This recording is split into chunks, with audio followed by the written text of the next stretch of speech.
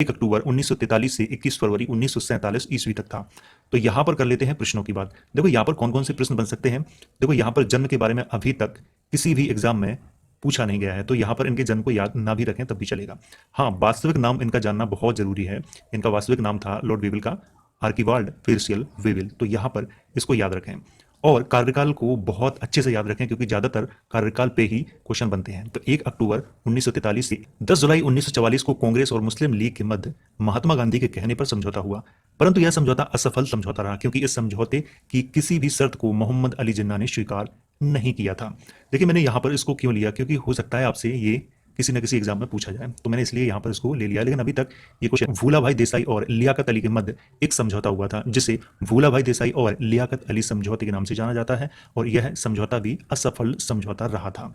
41 को एक योजना प्रस्तुत की जिसे वेविल योजना के नाम से जाना जाता है। वेविल योजना की मुख्य प्रावधान क्या थे, चलिए वो जान लेते हैं। नंबर 1, वायसराय की कार्यकारिणी परिषद में भारतीय दलों के प्रतिनिधि भी शामिल किए जाएंगे। देखो जो वायसराय थे लॉर्ड वेविल, उनकी एक कार्यकारिणी परिषद थी, मतलब काम करने वाली परिषद थी।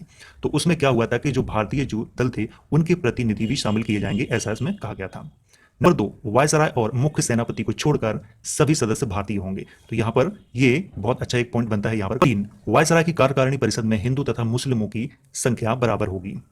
नंबर 4, वायसराय की कार्यकारिणी परिषद एक अंतरिम सरकार की तरह होगी। नंबर 5, जब तक भारत का नया संविधान नहीं बन जाता तब तक ब्रिटिश सरकार भारत का शासन चलाएगी।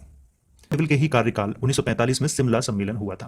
देखिए अभी तक तो यहाँ पर मैं आपको बता रहे हैं, यहाँ पर शिमला सम्मेलन के जो मुख्य तथ्य थे वो क्या थे। देखिए शिमला सम्मेलन से बहुत बार क्वेश्चन एग्जाम में आए हैं, तो चलिए जान लेते हैं। दरअसल शिमला सम्मेलन 25 जून 1945 से शिमला हिमाचल प्रदेश में शुरू हुआ था, जिसमें कांग्रेस की ओर से पंडित जवाहरलाल नेहरू, सरदार वल्लभ भाई पटेल और अब्दुल गफ्फार खान ने हिस्सा लिया था, और मुस्लिम लीग की ओर से मोहम्मद अली जिन्ना और लियाकत अली ने हिस्सा लिया था। देखिए हिस्सा तो और भी लोगों ने लिया था, लेकिन जो यहाँ पर मुख्य थे, यानी कि जिन लोगों को बहुत सारे लोग जानते हैं, मैंने उन्हीं के यहाँ पर नाम लिखे हुए हैं।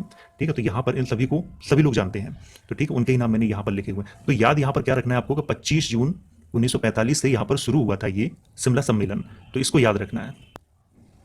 इस सम्मेलन में कांग्रेस और मुस्लिम लीग के अलावा 20 अन्य दलों ने हिस्सा लिया था, परंतु यह सम्मेलन सांप्रदायिकता के कारण असफल रहा था, जिसकी घोषणा 15 जुलाई 1945 को लॉर्ड वेविल के द्वारा की गई थी। देखो यहाँ पर असफलता की घोषणा की गई थी कि यह सम्मेलन असफल है।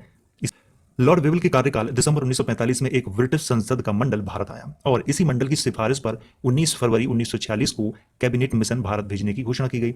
24 मार्च 1946 को कैबिनेट मिशन भारत आया, जिसने सभी भारतीय दल के नेताओं से मुलाकात की और 13 मई 1946 को अपनी योजना प्रकाशित की। देखो यहाँ पे क्या कहा गया है, चलिए समझ लेते हैं इनके मुख्य प्रावधान। चलिए अब जान लेते हैं कि जो कैबिनेट मिशन के जो मुख्य प्रावधान थे वो क्या थे। नंबर 1, भारत एक ऐसा संघ होगा जिसमें ब्रिटिश भारत के प्रांत और देसी राज्य दोनों को शामिल किया जाएगा। संघ में कार्यपालिका और व्यवस्थापिका होगी।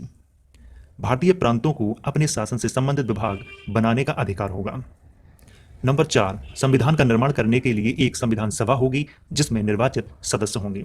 देखिए मैंने यहां पर बिल्कुल लॉर्ड वेविल के कार्यकाल जुलाई 1946 में संविधान सभा के लिए कुल 389 सीटों पर चुनाव हुए, जिसमें कांग्रेस ने 208 सीटें, 73 सीटें मुस्लिम लीग ने तथा 15 सीटें स्वतंत्र उम्मीदवारों ने जीती। 93 सीटें देसी रियासतों के लिए आरक्षित थीं। देखो यहाँ पर कहा गया है कि दुल्हन के लिए आंदोलन करने का मुस्लिम जनता को आदेश दिया, और 16 अगस्त 1946 को मुस्लिम लीग ने प्रत्यक्ष आंदोलन दिवस के रूप में मनाया था।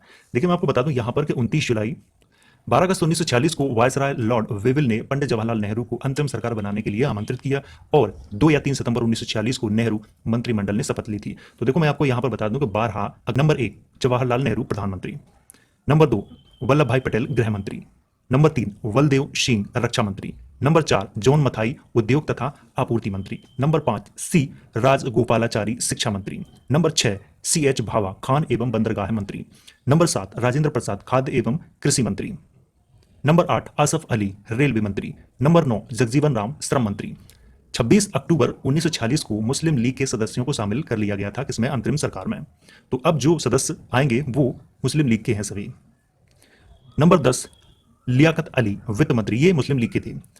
नंबर 11 आई चुंदरीगर वाणिज्य मंत्री, नंबर 12 अब्दुल रब नस्तर संचार मंत्री, नंबर 13 जोगेंद्रनाथ मंडल विधि मंत्री, नंबर 14 गजांतर अली खान स्वास्थ्य मंत्री। देखिए यहां पर 10, 11, 9 दिसंबर 1946 को संविधान सभा की पहली बैठक दिल्ली में हुई, जिसकी अस्थायी अध्यक्षता डॉक्टर सच्चिदानंद सिन्हा ने की थी, और इस बैठक में मुस्लिम लीग ने भाग नहीं लिया था। देखिए, मृत्यु 24 मई 1950 को इंग्लैंड में हुई थी।